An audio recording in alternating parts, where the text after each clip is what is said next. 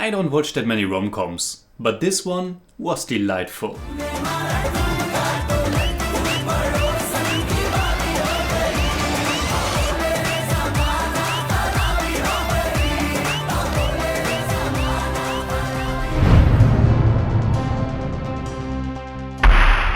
Servus Freunde, my name is Jimmy Cage. I have reviewed about 400 indie movies on the channel, and the road to the most anticipated epic Brahmastra continues as I just watched director Aryan Mukherjee's second feature film.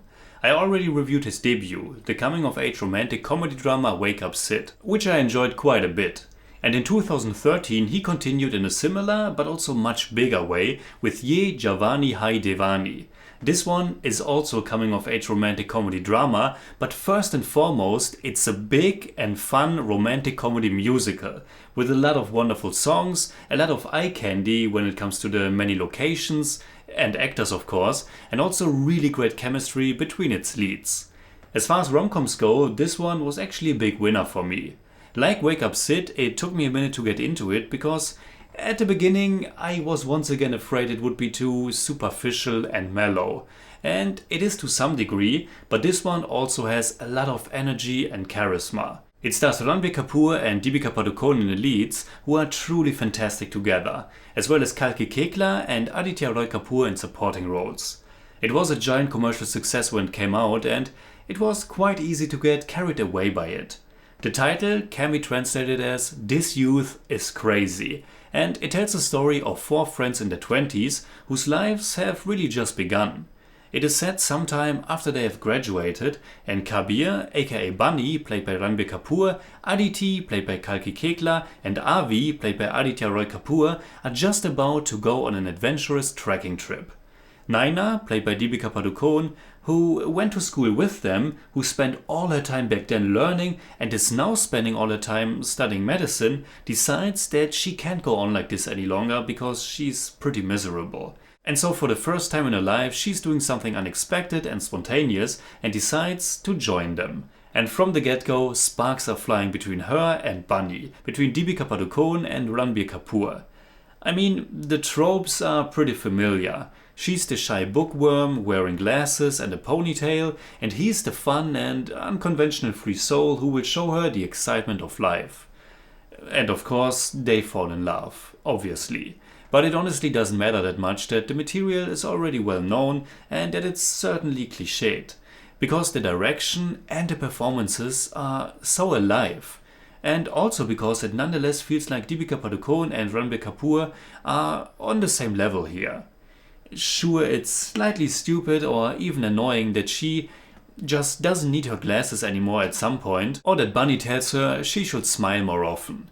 But the chemistry between these two is so strong, and the movie has everything you seek in a big commercial feel-good romance flick like this.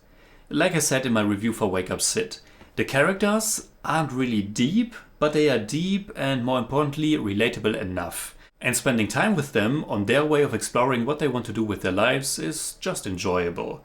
The whole trekking trip has a really nice amount of humor and emotions. Some just really silly or juvenile, but the unapologetic nature of that is also quite charming. So if you're looking for a fun and romantic film that will take our characters to beautiful places and put them in difficult emotional situations, I don't think you can go wrong with this one. Of course, you also have to accept and be prepared for a runtime that's pretty outrageous for this genre for Western standards, but totally normal for Indian ones. Ye Jawani Hai Diwani clocks in at 2 hours and 40 minutes, but at least with this one I felt that a clear distinction of the first and the second half adds emotional weight to the story, or actually really makes the story in this case. Again, it's not really super deep, and as you expect from a mainstream movie, the solutions aren't that hard. But I nonetheless quite enjoyed the depiction of growing up, spending your life or spending parts of your life, losing contact to old friends, reconnecting to old friends, and deciding what's really important for you in the end. Typical for the genre, it certainly tends to reaffirm traditional life concepts. So in the end, it's really not that rebellious or as crazy as the title might suggest. But that doesn't really diminish the fact that I was having a pretty good time with this one. I have really enjoyed Ranbir Kapoor in Barfi, a film he did 1 year prior to this one. but I think I have never seen him in a more charismatic role.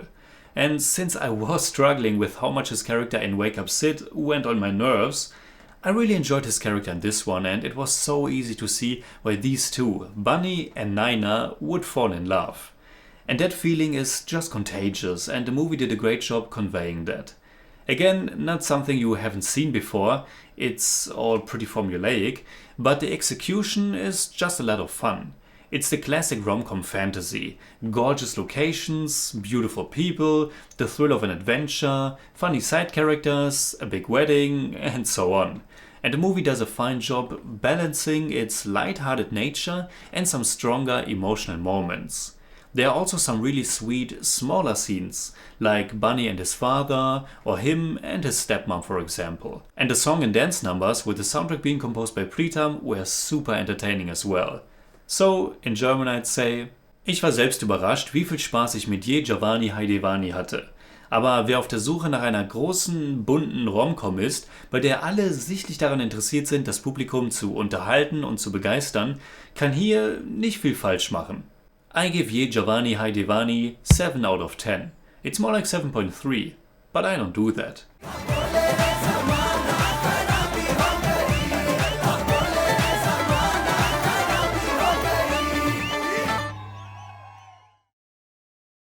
Alright, that's it like always. Comment below and let me know what you think about Ye Jawani Hai Diwani. And also, which romantic comedy should I watch next? You can hit me up on Twitter, Instagram, Letterboxd and also on Patreon, simply at TheJimmyCage. And if you enjoyed this episode, please give me a thumbs up, share, subscribe, whatever you like. And make sure you hit that bell for all I have to tell.